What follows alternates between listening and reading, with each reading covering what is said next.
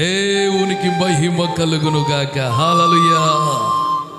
ఒకసారి వృద్ధ దంపతులు ఇద్దరు 3 దినాల నుంచి ఆకలితో అలమటిస్తూ ఉన్నారు. ఏం చేయాలో అర్థం కాని పరిస్థితి.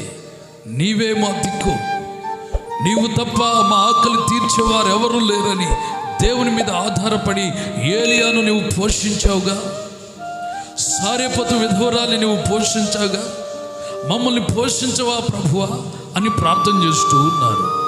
3వ దినమున 3 దేవదూతలు వారి ఇంటికి వచ్చారు. వచ్చి, నా పేరు ఐశ్వర్యం, నన్ను లోపలికి పిలిస్తే ఐశ్వర్యం మీ ఇంటికి వస్తుంది. నా పేరు సమాధానం, నన్ను లోపలికి పిలిస్తే మీ ఇంటికి సమాధానం వస్తుంది. నా పేరు ప్రేమ, నన్ను లోపలికి పిలిస్తే ప్రేమ లోపలికి వస్తుంది. ఎవరిని రమ్మంటారు? వృద్ధుడైనటువంటి పెద్ద ఆయన అంటాడు, ఇప్పుడు మనం ఆకలితో ఉన్నాం, 3 దినాల నుంచి తిండి తిప్పలు లేకుండా ఉన్నాం కనుక మనకు ఆకలి తీరాలంటే ఐశ్వర్యం కావాలి, ఐశ్వర్యాన్ని పిలుద్దాం అంటాడు. వృద్ధురాలంటుంది, కాదు కాదు, దేవుడు ప్రేమ అయి ఉన్నాడు, ప్రేమను పిలుద్దాం అంటుంది. ప్రేమను పిలిస్తే ఆకలి తీరిద్దా? ఐశ్వర్యం కావాలి కానీ కాదు, దేవుడు ప్రేమ అయి ఉన్నాడు, దేవుణ్ణే పిలుద్దాము అని.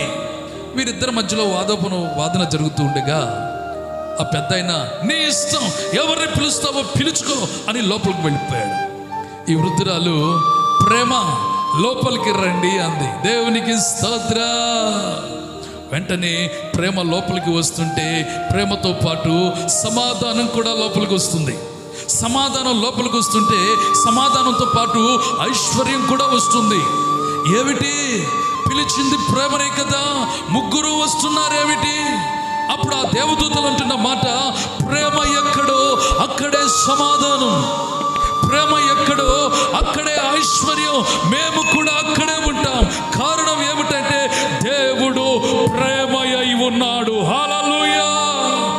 అందుకోసం ఆయన ప్రేమ శాశ్వతమైన ప్రేమ, అది మార్పు లేని ప్రేమ, అది ఉప్పొంగని ప్రేమ, అది డంభము లేని ప్రేమ, అది నిరంతరం నిలిచే ప్రేమ. విశ్వాసము, నిరీక్షణ, ప్రేమ, ఈ 3 నిలుచును. వీటిలో శ్రేష్టమైనది ప్రేమయే. అందుకే దైవజనుడైన పౌలు అన్నాడు, గలతీ పత్రిక 5వ అధ్యాయము 22వ వచనములో, ఆత్మఫలమేమనగా ప్రేమ. ఈ ప్రేమ ప్రతి కుటుంబంలో ఉండాలి. ఆ ప్రేమ ద్వారా యేసయ్య ప్రతి కుటుంబంలోనికి రావాలి.